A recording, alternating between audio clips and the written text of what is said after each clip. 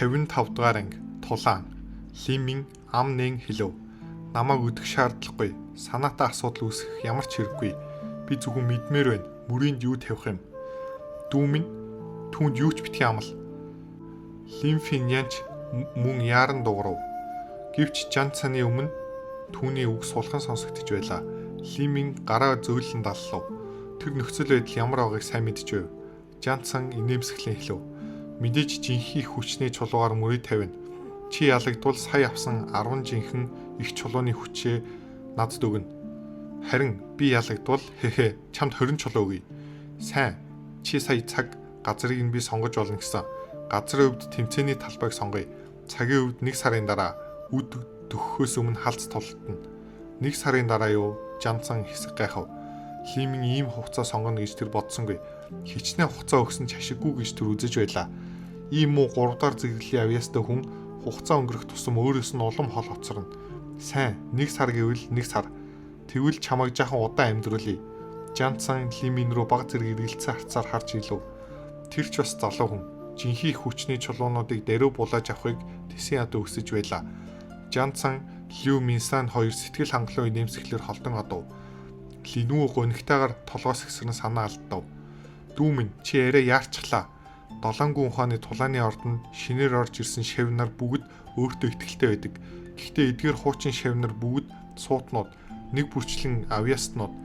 Тэд бас 7 гүн ухааны тулааны ордонд удаан хугацааны бэлтгэл хийсэн. Ялангуяа энэ Жанцан. За би илүү хэлэхгүй. Энэ 10 жинхэнэ их хүчний чулууг үнтэй сургамж авсан гэж бод. Лимийн баяртайгаар инээгээд дараа нь тодхон инээмсэглэн хэлв. Үу аха. Өнөөдөр миний өмнөөс зогсож хамгаалсанд баярлаа. Гэхдээ энэ тулаанаас би зайлсхийж болохгүй байсан. Эс тэгээс хүсэл зориг минь сулрах байсан. Зүрх минь өмж, ирээдүйн бясалгалд минь саад болох байсан. Лимийн энэ гэр бүлийн ахмад үеэлээ үу ах гэж дуутахаар шийдэв. Тэр Лимвүүг хүлээн зөвшөөрчээ. Лимвүү сайн хүн байлаа. Хэцүү мөч ирэхэд тэр зориг гарган Лиминий өмнө зогссон. Ингэж хэлэх зураа Лимийн ойролцоо зогсож өөрлөө нь харж байсан Ван Янфэнийг анзаарав. Лимийн өөрлөө нь харсныг хараад Ван Янфэн хэлв. Чамд амжилт хүсье. Хаа чамд ч бас. Нөхцөл байдал нь ижил нийтлэг дайсантай болсон тул тэдний хоорондын дайсагнал баг зэрэг суларчээ. Ван Янфэн хэлв. Би ялагдахгүй. Гэхдээ ялагдлаа чи ирээдүйд заавал ялна. Лю Минсан ч бай, чи ч бай ялгаагүй. Ингэж хэлээд Ван Янфэн иргэн том алхан одов. Линвүүч түүний үгийг сонссон байлаа. Ван Янфэн өөрөө ч Лю Минсаныг одоо ялах бараг боломжгүй гэдгийг мэдэж байгааг тэр ойлгов. Гэвч энэ бол Ван Янфэний тулааны зам. Тэр ялагдаж болох ч зүрхээ алддаггүй. Зогтох гэж түүний мөн чанарт байхгүй. Лимийн дотроо бодов. Энэ Ван Янфэн бууж өгдөггүй зүрхтэй авьяасан ч бас сайн. Ирээдүйд нэг юм болох магадaltaй. Гэхдээ жинхэнэ бүлгэмд орохыг хүсвэл одоо ч дутуу байна. Тэнгэрийг хасрах төв хязгааргүй удам. Амьд амтнд тоо томшгүй олон. Тулааны өргөлийг хөөхийг хүснэ гэдэг юунаас ч хэцүү зам билээ. Энэ үед Лимийн гинт нэг зүйл санав. Тийм ээ үү аха. Ийм мөрөөдөө тулаан өмнө байнга болдог байсан уу? Ийм зүйл ер нь шин шав алдагдал хүлээдэг юм шиг байна. Тулааны ордонд үүнийг зохицуулдаг ямар нэгэн дүрэн байхгүй юу? Линүү хэлв. Байхгүй. Тулааны ордны дүрм зөвхөн өрсөлдөгчөө санаатай тахир дутуу болох эсвэл алхахыг л хориглодог. Бусад зүйлийг хөвчлэн өнгөрөөдөг. Тиймээс 7 гүн ухааны тулааны ордонд хүчтэй ширүүн тулаан байнга болдог. Тэрийг тулааны ордонд ч харах дуртай. Гэхдээ шин шав нарыг дээрлэхэж жинхэнэ хүчний чулууг нь булаах явдал ховор. Энэ нэр хүндэд маш муугар нөлөөлдөг. Өөрийн болон гэр бүлийнхаа нэр төрийг боддог хүмүүс ийм зүйл хийдэггүй. Тэгэхээр Лю Минсан, Жанцан хоёрын зан үнэхээр тийм муу хэрэггүй. Лю Минсан угаасаа өөдгөө, заваан зантай хүн. Харин Жанцан үндэ тэр бол хэрцгий хүн. Тэр аримт хэсэг хугацаанд байсан олон хүн алсан. Зан чанарыг тодорхойлоход хэцүү. Гэхдээ бодлогогүй аюултай үйлдэл хийдэг. Чамтай мөрийг тавьж байгаа нь ч тийм сонирмш. Тийм үү, энэ Жанцан Жуяныг таньдаг уу? Жуян уу, миний мэдхээр Жуян, Жанцан хоёр холбоотнууд. Тэд хамт айрам дэлсэж байсан. Яагаад асууж байгаа юм? Линвүү Жуян Лимийн хоёрын харилцааг мэдгүй учраас асуув. Юу жишээ? Лимийн нам дуугаар хэлв. Тэр хувийн ирэх асуудлаа Линвүүтэй ярмааргүй байлаа. Лимийн Жуян яагаад одоо хүртэл хөдлөөгүй гайхаж байсан. Одоо харахад Жанцан Жуяны хүмүүсийн нэг болтой. Жуян түүнийг 7 гүн ухааны тулааны ордонд 50 орхиулахгүй нь тодорхой. Тэр ихэндээ түүнийг орхоос нь зогсоохыг хүссэн. Гэхдээ 7 гүн ухааны тулааны ордон бол 7 гүн хүндийн захиргаанд байдаг. Харин 7 гүн хөндийн нутаг дэвсгэр хэдэн 100 мянган ли олон хаант улсыг хамаарна. Тэнгэрийн аз хаант улсад 7 гүн ухааны тулааны ордон бол дээд оршихуй. Хааны гэр бүл хүртэл тэдний ганц үсэнд гар хүрэхээс айна. Тиймээс 7 гүн ухааны тулааны ордон дотор байх үед Жуян Хоутен мастер байсан ч энэ нуугдсан бар 70 лугаар дүүрэн газар хүн алд зүрхлэхгүй. Түүний хийж чадах цорын ганц зүйл бол 7 гүн ухааны тулааны ордны дөрвөн дотроос арга хайж хин нэгнэр мөрөөдөө тулаан хийлгэх. Тэгээд энэ нэрийн дор хүнч шархтуулж тулааны зүрхийг нэвдэх. Ийм хүний хүч мэдээж хавгүй өндөр байх ёстой. Газрын танхимын жанцсан түүнийг дарахад хамгийн тохиромжтой хүн байв. Гэхдээ Лимин харин түүнийг дарахаар шийдсэн. Лимин гүнзгий амьсгаа авч нударгаа айжмар чангалав.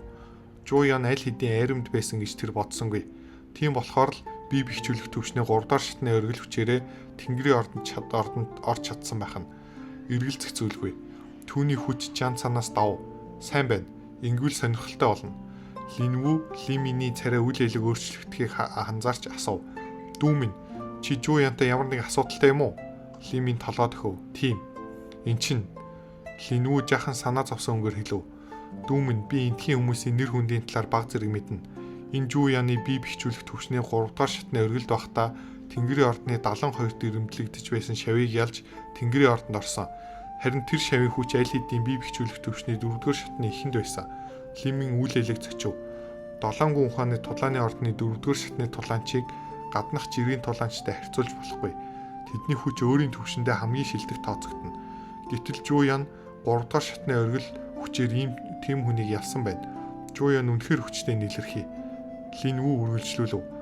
Тэнгэрийн ордонд үргэлж 72 шав байдаг.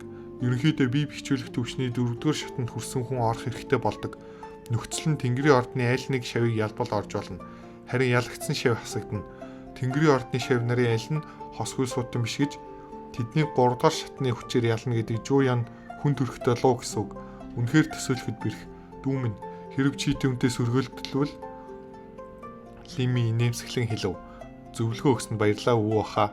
Линвүү хэлв.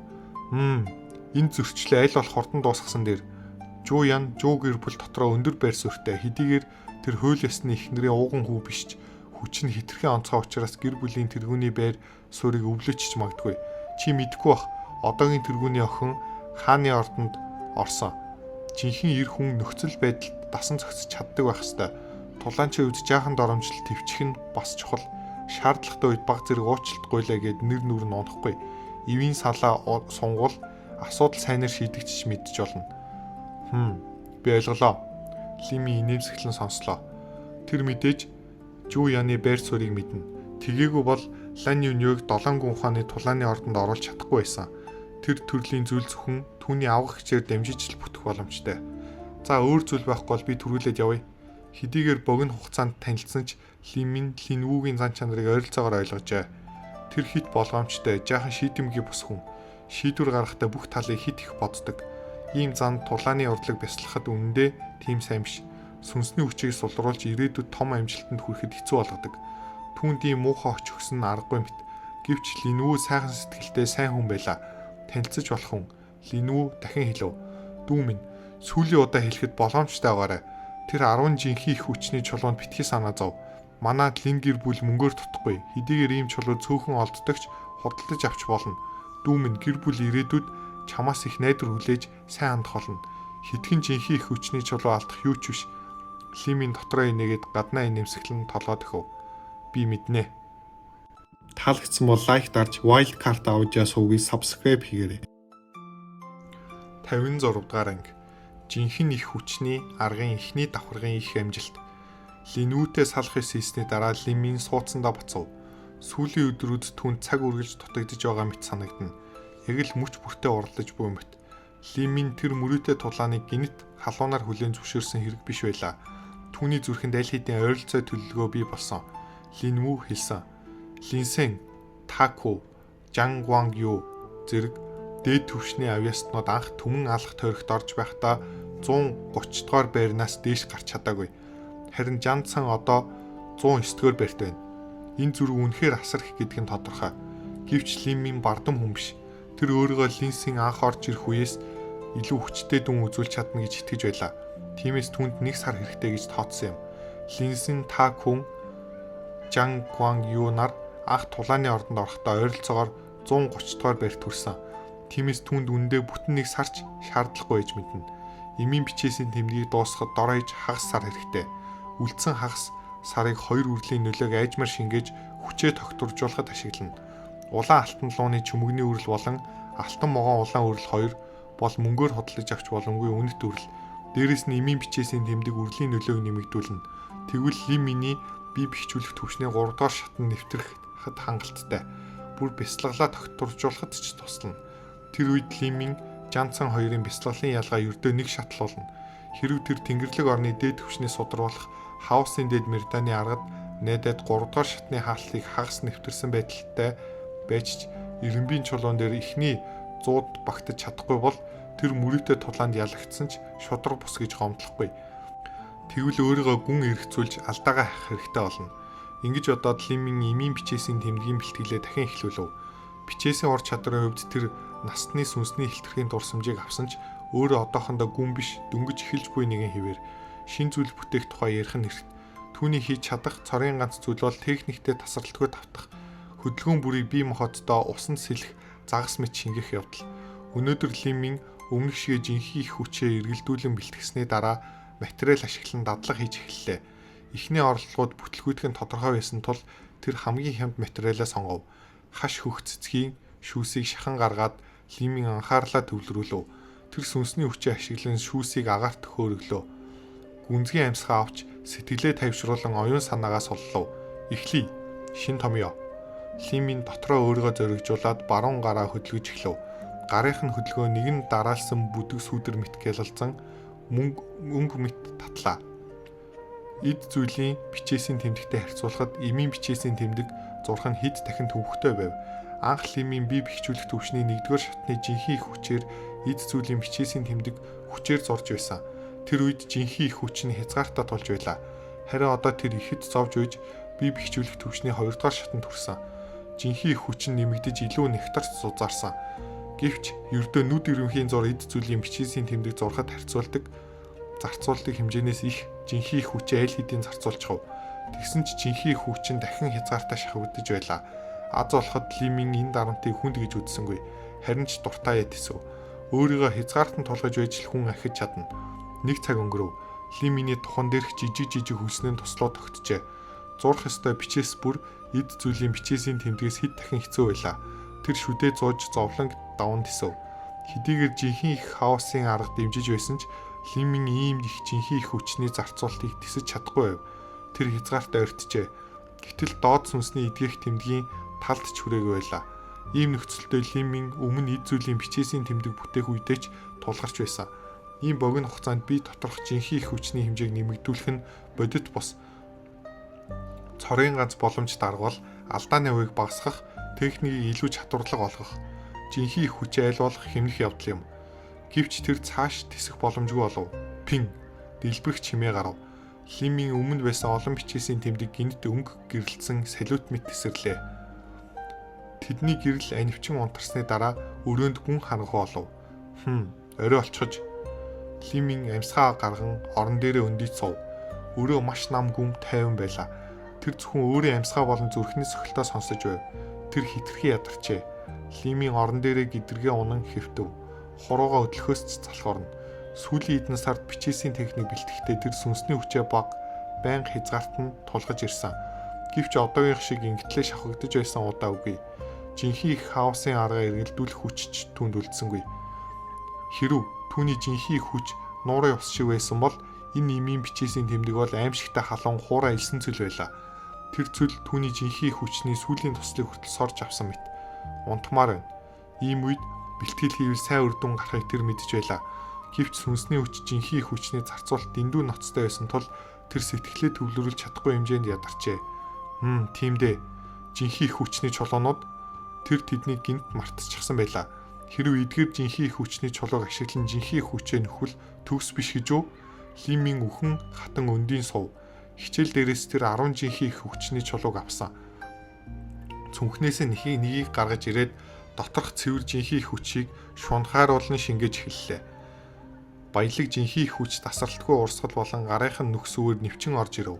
Лимийн судас нэгтруулах шатанд хүрээгүй тул биеийнхэн шүрмэс, үе мөч, цэгүүд меридиан нээгдээгүй хിവэр байлаа. Тиймээс жинхэнэ их хүч зөвхөн арьсны нүкс өвөр нэвтэрч тэндээс айжмаар урсна. Хэрв түүний доторх жинхэнэ их хүчний урсгалыг зүйрлүүл шаварлаг намагтай адил. Харин меридиан бүрэн нэгдсэн бие доторх энергийн урсгалтай харьцуулахад огтцох нь ч дүүхгүй. Иймээс тулаанч судас нэгтруулах шатанд нэвтрэх нь асар том өсрэлт болдог. Жинхэнэ их хүч тасралтгүй биед нь уусан нэгдэх тусам Лиминий бие хуурай савнд булаг шанд ус цутгаж мөт болно. Үгээр хэлхийн аргагүй сэрүүн таата мэдрэмж төрж ядаргаанд бүрэн ариллаа. Лимийн жинхэнэ их хаосын арга эргэлдүүлж жинхэнэ их хүчний урсгалыг биедээ айжмаар чиглүүлв. Хэдийгээр жинхэнэ их хаосын арга дээд чанарын жинхэнэ их хүчний арга боловч одоохондоо меридиан нээгдээгүй тул жинхэнэ их хүчний эргэлтийн хурд хязгаарлагдмал байлаа. Жинхэнэ их хүч дахин эргэх тусам хоригдлогдож эхлэв. Бие доторх урсгал нь айжмаар хурдсан. Ингэснээр хагас цаг өнгөрөв. Лиминий бие доторх жинхэнэ их хүчний эргэлтийн хурд улам нэмэгдсээр эцдээ өмнөх хамгийн дээд хурдыг давлаа. Яагаад ингэж байна? Лимин гайхав. Тэр жинхэнэ их хаосын аргаа үргэлжлүүлэн эргэлдүүлв. Эргэлтийн хурд улам нэмэгцээр байлаа. Пах! Намхан дуугарч Лиминий гардах жинхэнэ их хүчний чулуу хагарч өрхөв. Жинхэнэ их хүчний чулуу аль хэдийн дуусчих уу? Лимин харамчлах хүн биш. Тэр хагарсан чулууг тавиад өөр нэгэн их хүчний чулууг шүүрэн авч жинхэнэ их хаосын аргаа үргэлжлүүлэн эргэлдүүллээ. Шин цэвэр жинхэнэ их хүчний их урсгал биед нь шингэн нэгдэв. Лиминий жинхэнэ их хүчний эргэлтийн хурд өмнөхөөсөө ч илүү өсөж хурцлан огт буурах шинжгүй байлаа.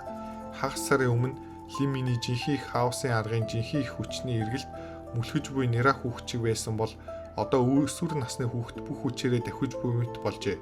Энэ бол жинхэнэ их хаосын аргын эхний давхар их амжилт. Лимин гүнзгий амьсгав. Түүний нүрэнд барьж дийлэмгүй баяр хөөр тодорлоо. Тэр 3 сарын турш жинхэнэ их хаосын аргын эхний давхаргад бүх сэтгэлээ зориулсан. Эцэст нь нэвтэрч чадлаа. Лимин тэр дээрөө хаалгаа түлхэн онгоолгож гадагш харав. Тэр долоонгүй ухааны тулааны ордны хүч хэмжих өрөөрөө давхилаа. Эсэлтийн үед авсан хаш автанд хүч хэмжих төхөөрөмжийн танилцуулга байжээ. Долоонгүй ухааны тулааны ордны ямар ч шав доторх чулуун авцанг ашиглан өөрийн хүчийг хэмжиж олно. Жинхэнэ их хаосын аргын эхний давхаргын их амжилтанд хүрсний дараа Лимийн өөрийн хүч хэрэг өсснийг мэдхээр тэсэн ядаж байлаа. Үргэлжлэлийг Wildcard Audio суугаас